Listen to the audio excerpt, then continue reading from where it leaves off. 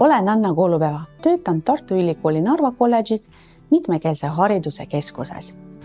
Mitmekeelsus mängib olulist rolli minu elus. Mina ise ja minu lapsed räägime 3 keeles, väärtustades keeleoskust kui võimalus saada uusi teadmisi ja suhelda inimestega. Teadlased on kinnitanud, et mitmekeelsete laste arv maailmas ületab ükskeelsete laste arvu ning see on kasvava trendiga. Eesti kohta on üks huvitav fakt. Statistikaameti 2021. aasta rahvaloenduse andmetel elab Eestis 211 erineva rahvuse esindajad ning siin räägitakse emakeelena 243 erinevat keelt. See tähendab seda, et erinevate keelte kuulmine ja kuulamine meie ümber on loomulik ja igapäevane osa meie ühiskonna elust. Mitmekeelses keskkonnas olemine rikastab igaüht uue kogemusega ja silmaringi laienemisega. Samas, sellise keskkonna võimaluste teadlik kasutamine loob inimesele arengulisi eeliseid varajasest east alates. Mida annab mitmekeelne arengu ja kasvu keskkond lapsele? Kuidas selline keskkond arendab last? Eelkõige teadlased, näiteks FAN ja teised toovad välja 2015. aastal tehtud uuringus, et mitmekeelses keskkonnas olemine soodustab väikelaste suhtlemisoskuse arengut ka nende laste puhul, kes räägivad kodus ühes keeles. Rohkem kui ühe keele kuulmine ja kuulamine aitab lastel kasvada paindlikumateks ja tähelepanelikumateks vestluspartneriteks, kes oskavad kommunikatiivseid kavatsusi paremini mõista. Nende sotsiaalsete kogemuste kaudu kujunevad väikelastel paremad suhtlemisoskused. Kuidas saab üks lasteaed sellesse protsessi panustada? Eelkõige erinevate keelte kasutamisega vaba mängu ajal. Eestikeelsele õppele ülemineku võtmes rõhutame rühma reeglina, et kasutame õppe- ja kasvatustegevuste ajal eesti keelt, julgustades lapsi eesti keeles rääkima. Samal ajal vaba mänguaeg on turvaline ja soodne hetk selleks, et pakkuda lastele võimalust kuulata erinevates keeltes rääkivaid rühmakaaslasi ning soovi korral proovida ise neid põnevaid uusi sõnu korrata. Füüsiline keskkond mängib väga olulist rolli laste mitmekeelse arengu tagamiseks. Lapse keskne kasvu ja arengu keskkond lasteaias on turvaline ruum selleks, et äratada lapse huvi keelte ja kultuuride vastu loomulikul viisil.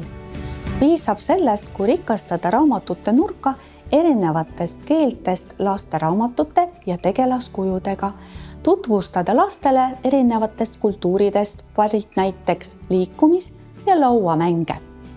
Teadlased on uurinud, kuidas mitmekeelne keskkond toetab lapse esimese keele ehk emakeele arengut. Näiteks Kipinska ja teiste 2023. aastal tehtud uuringud kinnitavad, et mitme keelega kokkupuutumine soodustab lapse kognitiivset arengut ja aju funktsioneerimist nende esimeses keeles. Nagu näitab Rojo ja teiste 2022. aastal toimunud uuring, laste kõrgemat metalingvistilist teadlikkust aitab saavutada, kui õpetaja toetab kokkupuudet kogukonnas levinud võõrkeelega. See arusaam ei teki alati iseenesest, vaid seda soodustab keelte vaheliste sarnasuste märkamine ja võrdlemine. Näiteks me võime öelda, et eesti keel on lihtne, sest eesti keeles loeme nagu kirjutame ja kirjutame nagu hääldame. Teisest küljest eesti keele grammatikas puudub sookategooria markeerimine. Näiteks kui eesti keeles meil on üks tema, siis teistes keeltes nagu vene keel on ana, inglise keeles on he ja she ning saksa keeles on er ja sie. Eesti keeles on kasutusel verbi olema erinevad olevikuvormid, mis näiteks venekeelses lauses puuduvad. Et kui ma ütlen eesti keeles, et see on Lotte, siis vene keeles ma ütlen, et ta Lotte. Ja kui eesti keeles ütleks Lotte lastele, mina olen koera tütruk, siis vene keeles kõlaks see lause ja sabachka. Samas eesti keeles puudub tuleviku grammatiline vorm, kusjuures inglise keeles tuleviku vorme on mitu, näiteks future simple, future continuous ja future perfect. Mitmekeelsuse toetamine laste ja igapäevases elus tähendab seda, et kui eesti keelest erineva kodukeelega laps kasutab oma esimest keelt, saab õpetaja seda õppimiseks teadlikult rakendada. Õpetaja võib paluda kõigil lastel sõna korrata, küsides, kas see on sarnane või erinev vastava eestikeelse sõnaga. Näiteks nimisõnad supp, taldrik ja kohv ning tegusõnad tantsima kõlavad sarnaselt nii eesti kui ka vene keeles. Roio ja teiste uuring rõhutab, et isegi piiratud kokkupuude teise keelega võib pakkuda lastele olulisi kognitiivseid eeliseid mitmekeelses maailmas navigeerimiseks. Lapse arusaam maailma keeleisest mitmekesisusest tihti algab haridusasutusest, kus ta omandab eesti keelt teise keelena. Samas, kodutähtsus on lapse emakeele arengu toetamine ning oma kultuuri ja traditsioonide hoidmine. Lapse vanem ei tohi muutuda eesti keele õpetajaks. Üha aktiivsemalt Eesti lasteaiad ja koolid kasutavad lõimitud aine- ja keeleõpet. LAK-õpe on metoodiline lähenemine, mis võimaldab õpilasel omandada valdkondlikke aineteadmisi ja arendada oma keeleoskust õppimises aktiivse osalemisega. LAK-õppe metoodika kasutamine on vajalik eestikeelsele õppele ülemineku protsessis. Selle edukas rakendamine sõltub sellest, kuidas õppeasutused ja õpetajad suhtuvad mitmekeelsusesse ja kui keelesõbralikud nad on. Milline on keelesõbralik õppeasutus? Haridus- ja Teadusministeeriumi eestikeelsele õppele ülemineku osakonna juhataja Helna Karu ütles LAK-õppepäeva konverentsil, et keelesõbralik õppeasutus on lasteaed, kool, kutsekool või ülikool, mis on teadlik sellest, mis keeled selle sees on ja mis oskab neid keeli väärtustada. Väärtustamine on eelkõige märkamine ja tundma õppimine. Olen Pille Toompere, Viimsi kooli meisterõpetaja. Samuti kuulun Eesti Võõrkeeleõpetajate Liidu juhatusse, kus püüan anda oma panuse erinevate keelte õpetamisse Eestis. Minu elu on suuresti kulgenud teistes kultuuriruumides töötades ja erinevaid keeli kõneldes. Teenisin pea veerand sajandit Eesti Vabariigi diplomaadina.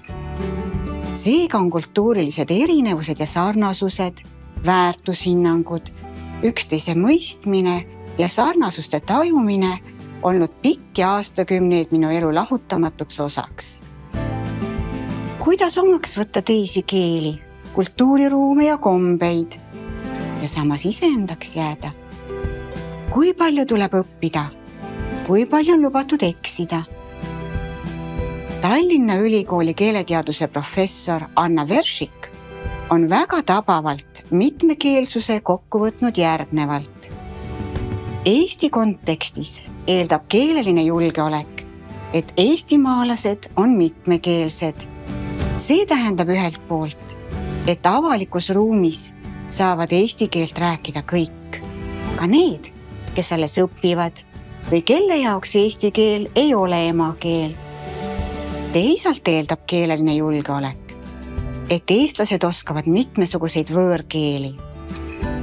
Olles õpetajana tagasi koolis, olen näinud, kuidas on paari viimase aasta jooksul muutunud Eesti kool. Meil on loetud aastatega kujunenud mitmekeelne ja kultuuriline kool. See on väga-väga suur muutus. Paradigma muutus õpetajate jaoks, õpilaste jaoks, vanemate jaoks, koolikultuuri jaoks tervikuna. Seepärast tasubki kultuuride kokkupuutepunktidest kantud koolikultuuri lähemalt uurida, sellest õppida.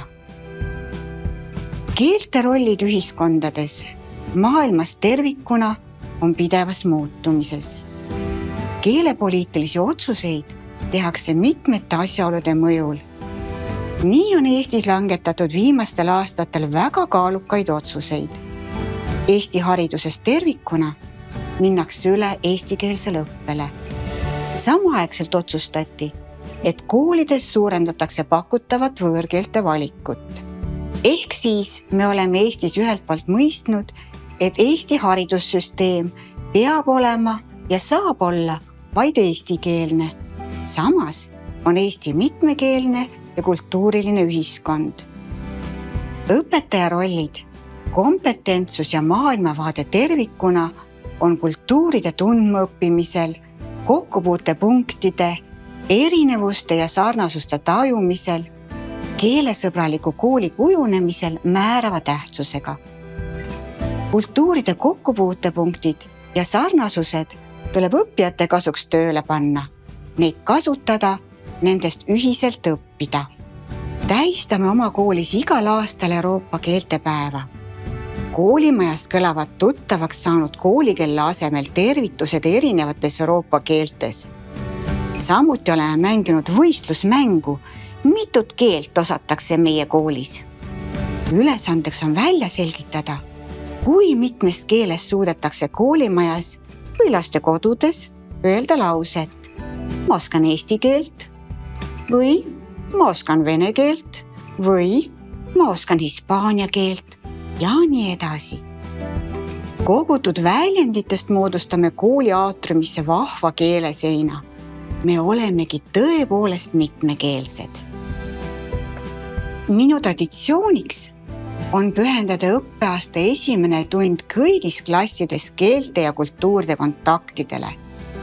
Väikese inimese rõõm on suur, kui ta kohtab tuttavaid sõnu. Tunneb need ära ja on rõõmus, et tema kodu või koolikeeles öeldakse ka samamoodi. Või siis saab toreda tunni Eesti kohanimedest, millel tihtilugu eesti, saksa ja venekeelsed vasted olemas on. Näiteks keelekujud Lindanise, Reval, Kolevan ja Tallinn on ajaloos tähistanud kõik tänast Eesti Vabariigi pealinna. Üks tore võimalus, kuidas uue keele õppimisega algust teinud keeleõppijaid saavad esile tuua oma mitmikkeelsust, on näidata, milliseid keeli kas või mõnevõrra teavad. On võimalus öelda ja kirjutada tervitusi kõigis keeltes. Näiteks kirjutab õpetaja tahvlile tere hommikust, tere päevast, tere õhtust. Ja lastel on võimalus kirjutada või öelda sinna juurde need tervitused kõigis keeltes, mida oskavad. Nõnda näitame, et keelteoskus on väärtus. Ka esimene hindeline töö uues sihtkeeles teeme juba muudest keeltest tuttavate sõnade äratundmise peale. Õpilased on õnnelikud, sest nad ju juba oskavad neid sõnu. Ainult et teises keeles võib kirjapilt pisut erineda või sõnal koguni artikkel ees olla. Ja siis saab noortele keeleõppijatele ka selgitada, et eesti keel on tegelikult väga lihtne. Hästi tore võimalus käsitleda oma suhet keeltega, mõelda oma keeleoskuse peale ja unistada keeltest, mida tahaks veel õppida, joonistada endast keeleõppija mudel.